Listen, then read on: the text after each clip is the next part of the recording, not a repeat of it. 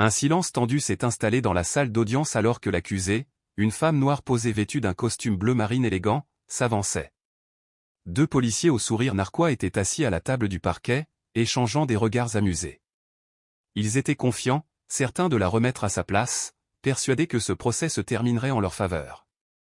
Ce qu'ils n'avaient pas réalisé, c'est qu'elle n'était pas une accusée ordinaire.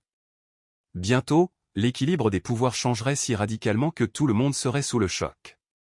Des secrets, des préjugés et un jugement imminent pesaient dans l'air. C'était sur le point de devenir l'affaire la plus explosive que la ville ait jamais connue. La lumière du soleil du matin pénétrait à travers les imposantes fenêtres du palais de justice du comté de Marron, projetant de longues ombres sur les sols cirés. Les chuchotements feutrés des journalistes bordaient le vaste couloir, caméras et bloc-notes prêts. La plupart pensaient qu'il s'agissait simplement d'un cas de routine, mais il y avait une tension inexprimée dans l'air, une électricité que personne ne pouvait vraiment situer.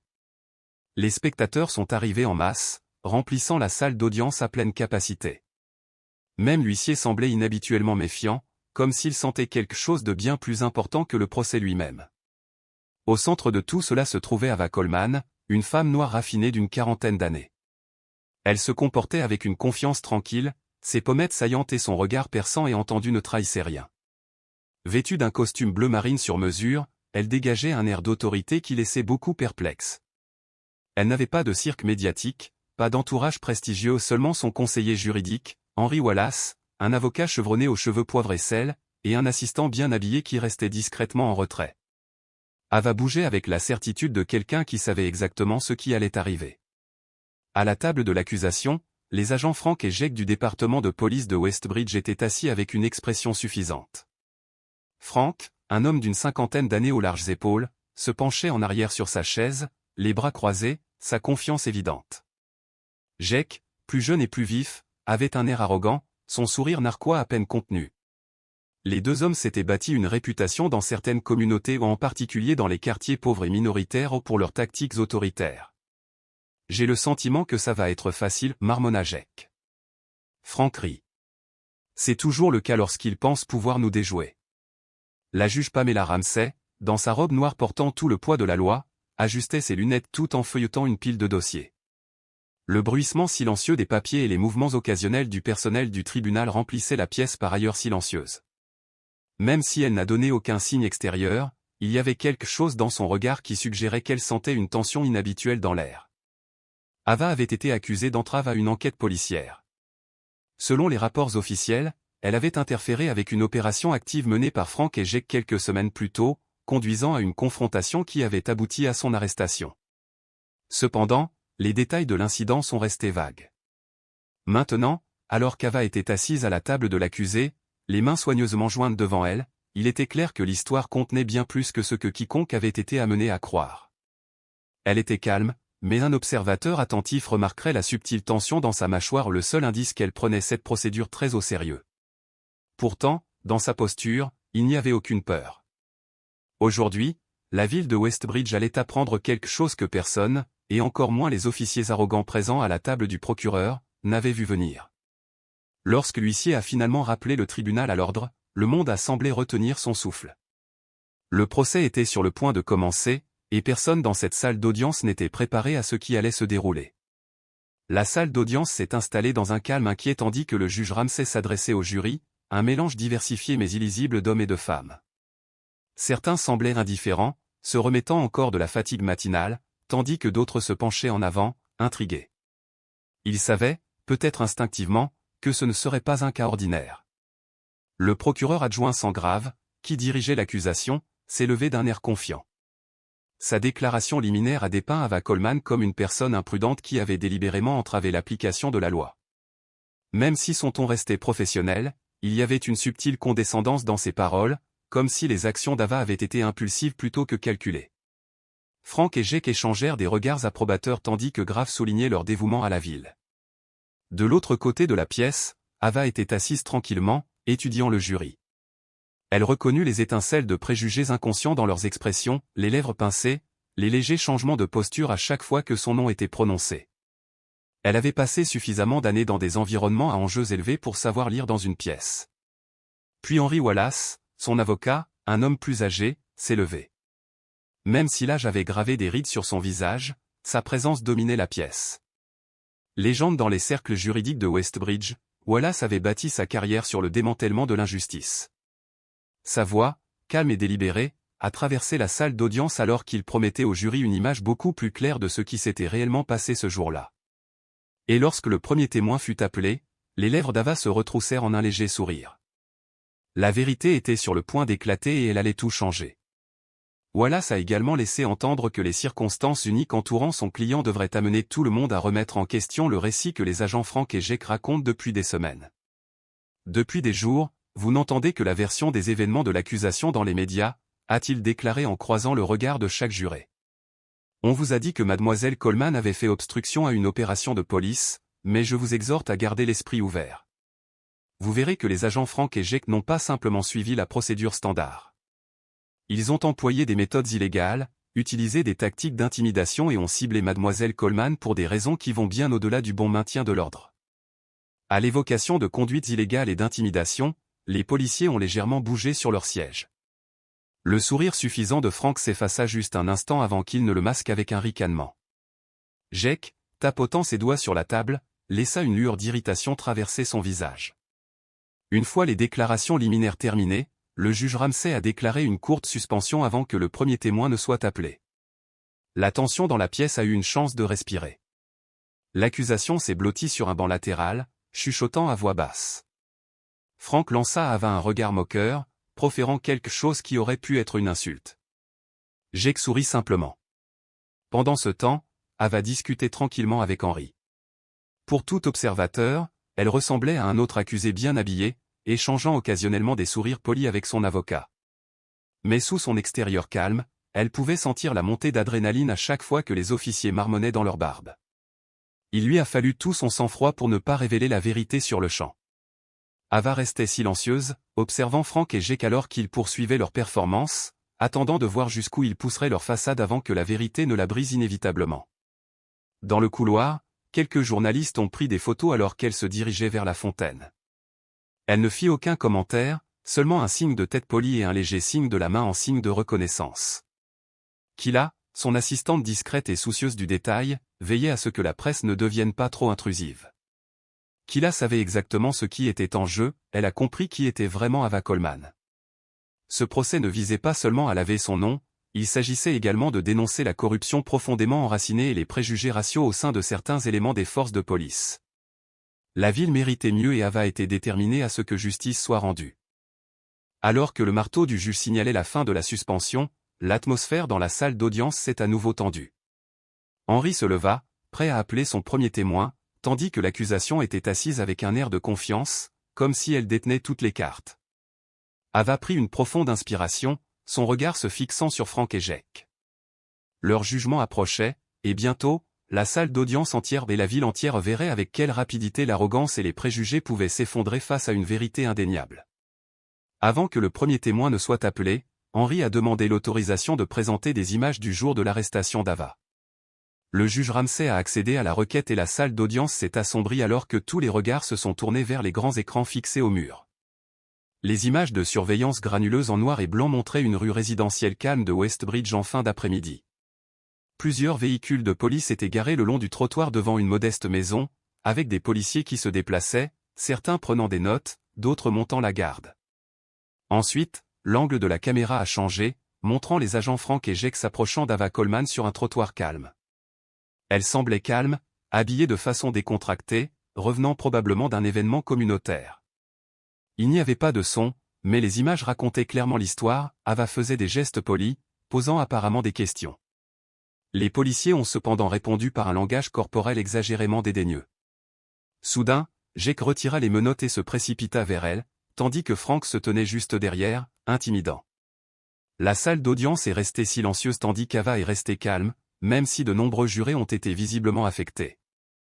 Il n'y avait aucun signe d'agressivité de sa part, seulement de l'inquiétude et de la retenue. La défense a gelé la vidéo au moment où elle était épinglée à un véhicule de patrouille. Henry Wallace s'est adressé au jury, voyez-vous de l'obstruction ou voyez-vous une femme réduite au silence pour avoir posé des questions? Des témoignages oculaires ont suivi. Gloria James, enseignante à la retraite et bénévole du quartier, a raconté avoir vu Ava s'approcher calmement des policiers. Elle n'a décrit aucun cri, juste de l'inquiétude pour un voisin âgé qui avait été victime de harcèlement policier. La voix de Gloria vacilla lorsqu'elle se rappela que les policiers avaient attrapé Ava et l'avaient insultée. Elle n'a rien fait de mal, dit fermement Gloria. Le jury en a pris note. Frank et Jake, autrefois confiants, ont commencé à se tortiller lorsque l'accusation a contre-interrogé Gloria. Ils ont tenté de la miner, mais elle a tenu bon, affirmant qu'elle ne portait que des lunettes de lecture et qu'elle soutenait depuis longtemps une police équitable. Lorsque Gloria a démissionné, la salle d'audience a changé. Les policiers ont évité tout contact visuel et Ava est restée silencieuse, son identité étant toujours inconnue. Mais ce silence était stratégique. Dans une salle privée, Ava a dit à Henry, « Pas encore. Je veux qu'il continue à me sous-estimer. » Elle n'était pas seulement une accusée, elle était la nouvelle directrice de la sécurité intérieure. Henry a mis en garde contre les risques, expliquant que révéler son identité trop tôt pourrait se retourner contre lui ou permettre au département de cacher des preuves. Ava a accepté. Il ne s'agit pas seulement de moi. C'est une question de responsabilité. Kila a organisé un appel sécurisé avec le secrétaire adjoint et Henry a rassuré Ava, si cela devient fédéral, il ne peut pas être enterré. Ava savait que son poste lui confère du pouvoir, mais elle savait aussi que le changement nécessitait plus qu'un simple titre. Cela exigeait du courage, du timing et de la vérité. Ava Coleman était assise tranquillement au tribunal, consciente que son influence s'étendait bien au-delà de Westbridge. Contrairement à d'autres qui n'avaient pas le pouvoir de se défendre, elle disposait des ressources nécessaires pour faire entendre sa voix. Pendant ce temps, les agents Frank et Jake, ainsi que le procureur Grave, élaboraient nerveusement une stratégie. Le témoignage de Gloria les avait ébranlés. Il manquait de preuves réelles et leurs caméras de tableau de bord et leurs caméras corporelles avaient commodément mal fonctionné. Grave les a avertis d'être prudents, sachant que des pannes technologiques répétées éveilleraient des soupçons. De retour au tribunal, l'agent Jake est venu à la barre, accusant avec confiance Ava d'être agressive. Mais lors du contre-interrogatoire, il a eu du mal. Henry a remis en question les incohérences dans les images de surveillance et les données de caméra manquantes, ce qui a suscité le scepticisme du jury. Ensuite, Frank a pris la parole, soutenant les affirmations de Jake et ajoutant qu'Ava avait menacé de représailles le gouvernement fédéral, ignorant à quel point cela serait bientôt vrai. Ava est restée calme tout au long de l'affaire, permettant aux policiers d'exposer leurs propres mensonges. L'atmosphère de la salle d'audience est devenue tendue et à la fin de la journée, le juge Ramsey a annoncé que d'autres preuves seraient examinées demain. Alors que la foule partait, Frank et Jake se sentaient faussement rassurés, mais le doute se répandait clairement, notamment sur les visages du jury. Ava, soutenue par Henry et Kila, savait que le tournant était proche. Ava était reconnaissante de l'air frais du soir. Demain, Henry continuerait à démanteler les témoignages des policiers et, si nécessaire, elle était prête à révéler sa véritable identité pour renverser l'affaire, non seulement pour elle-même, mais pour la justice. Pour chaque voix réduite au silence à Westbridge, dès le matin, la tension s'était propagée au-delà de la foule de la salle d'audience. Rassemblés à l'extérieur, les gens brandissaient des pancartes exigeant que la police rende des comptes. À l'intérieur, des dirigeants communautaires étaient venus manifester leur soutien, notamment le révérend Samuel Langston et, de manière inattendue, la chroniqueuse conservatrice Laura Bennett, dont le fils avait déjà été fouillé à tort par la police de Westbridge. Voir des alliés de différents horizons a donné de l'espoir à Ava. Devant le tribunal, la défense a appelé le docteur Anne Gardner, un psychologue, qui a témoigné de l'impact profond du profilage racial. Ces paroles ont trouvé un écho auprès du jury, s'alignant subtilement sur le traitement injuste auquel Ava avait été confrontée. Vint ensuite un témoin clé, le sergent Miguel Alvarez, connu pour son honnêteté. Alvarez a confirmé qu'il était arrivé après l'arrestation d'Ava et a trouvé les caméras corporelles de Frank et Jake éteintes. Interrogés, ils ont mis en cause un dysfonctionnement, ce qui lui paraissait suspect. Pressé davantage, Alvarez a admis qu'il avait déjà entendu les deux policiers utiliser des insultes racistes et qu'il avait déposé des plaintes internes qui avaient été ignorées. Son témoignage a stupéfié la salle d'audience, même si le procureur a tenté de le discréditer. Alvarez est resté ferme et l'humeur du jury a changé. Même le juge Ramsey semblait visiblement affecté. La vérité commençait à faire surface et le récit de Frank et Jake s'effondrait. Pendant la récréation, les chuchotements remplissaient les couloirs. Certains ont remercié le sergent Alvarez pour son courage, tandis que d'autres ont spéculé sur les implications plus larges pour l'ensemble de la police de Westbridge. Si ces affirmations étaient étayées par davantage de preuves, ce serait dévastateur. Ava se tenait silencieusement à côté d'Henri, sachant que l'élan était en train de changer. Frank et Jake, autrefois suffisants, voyaient désormais leur défense s'effondrer sous le poids de leurs propres mensonges. Mais Ava a compris que ce n'était que le début. Son plus grand geste, la révélation qu'elle était la nouvelle directrice de la sécurité intérieure, forcerait le système à faire face à la vérité. La justice approchait, mais le combat n'était pas terminé. À la fin de la journée, le parquet était en ruine. Des témoins ont révélé des comportements répréhensibles, non seulement lors de l'arrestation d'Ava, mais également lors de nombreux incidents passés impliquant des minorités. Les témoignages ont décrit une force excessive, un ciblage racial et une culture d'intimidation ou des affirmations longtemps enterrées par les affaires intérieures. Henri a ensuite présenté les dossiers du département montrant que Frank et Jake avaient reçu plus de plaintes que n'importe quel autre agent. La plupart ont été licenciés faute de preuves.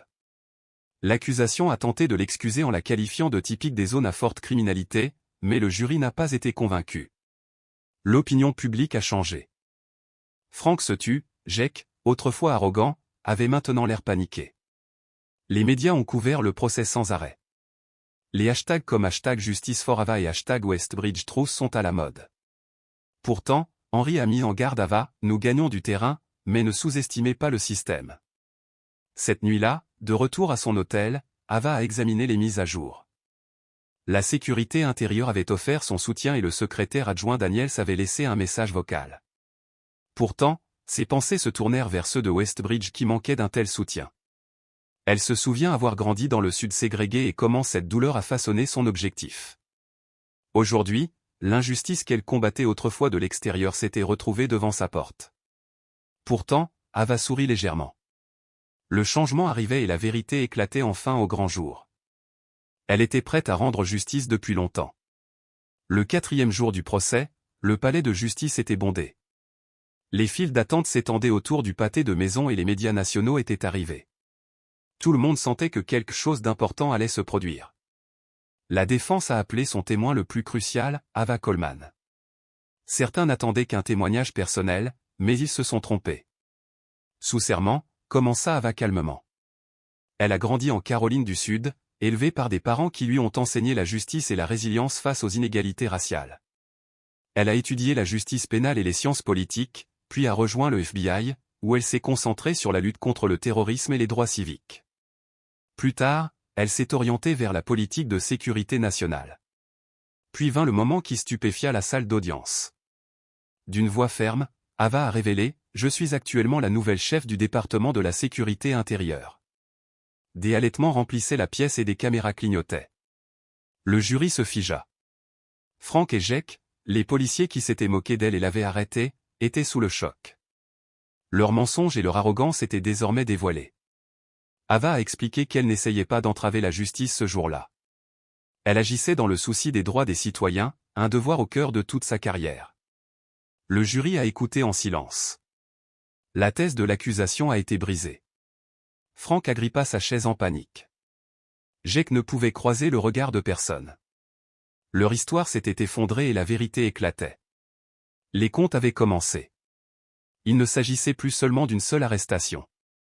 Il s'agissait d'abus systémiques, de racisme systémique et d'abus de pouvoir. L'injustice a finalement été révélée à la vue de tous. Pour les agents Frank et Jake, le règlement des comptes était venu. La nouvelle de la véritable identité d'Ava Coleman en tant que chef de la sécurité intérieure a provoqué une onde de choc dans tout le pays. Le public exigeait des réponses. Le département de police de Westbridge, sous surveillance, a lancé une enquête interne, mais nombreux sont ceux qui ont douté de sa sincérité. Frank et Jake ont été confrontés à l'indignation du public, aux réactions négatives des médias et à l'isolement. Leurs vies se sont effondrées. Les tentatives visant à bloquer la mention de la position d'Ava ont échoué. Son expertise en matière d'application de la loi rendait ses inquiétudes légitimes.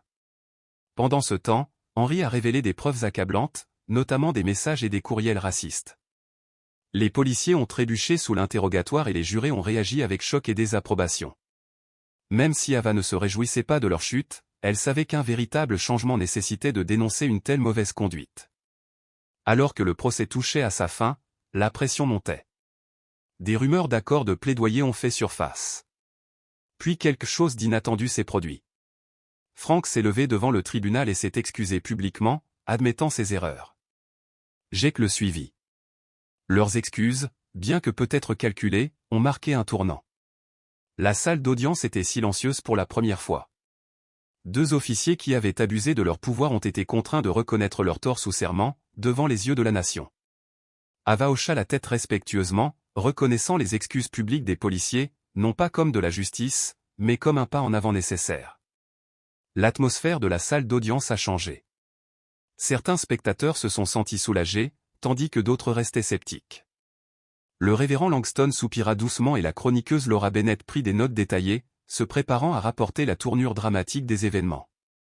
Les excuses n'ont pas effacé les mensonges ou les préjugés raciaux, mais elles ont exposé la tension entre regrets personnels et abus systémiques.